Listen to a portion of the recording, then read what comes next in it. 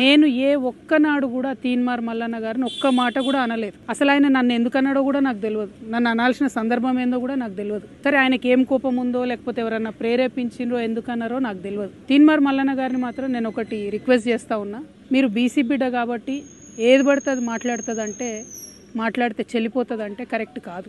గుర్తుపెట్టుకోండి మల్లన్న గారు, తెలంగాణ ప్రజలు ఎక్కువ కాలం పరుష పదజాలాన్ని సహించరు. మీరు ఎటు పడితే అటు మాట్లాడితే చూసుకుంటే ఎవరు ఊరుకోరు. మీరు మాట్లాడిన దానికి డెఫినెట్గా ఆవేశం వచ్చి మా కార్యకర్తలు మా నాయకులు ప్రజాస్వామ్యబద్ధంగా ప్రొటెస్ట్ చేయడానికి వచ్చారు. అయితే మీరు కాల్పులు జరుపుతారా? సామాన్య ప్రజల మీద కాల్పులు జరిపేంత అంత క్రూరత్వం ఎందుకు? ఏంది ఇది? ఏం వైఖరి ఇది? ఏం వైపరీత్యం ఇది? ఎందుకోసం చేస్తున్నారు ఇట్లా మీరు? అంటే ఒక ఆడబిడ్డను ఎంత మాట పడితే అంత మాట అనేసి ఇది తెలంగాణ పదజాలం గిట్లనే ఉంటుంది గట్లనే ఉంటుంది అని అంటే ఇది మీ టీవీ కాదు, మీరు మేకప్ వేసుకొని వేసే డ్రామా కాదు. ఇది రాజకీయము, ఇది ప్రజాస్వామ్యము. ఇందులో అనేక మంది ప్రజల యొక్క జీవితాలు ముడిపడి ఉన్నాయి.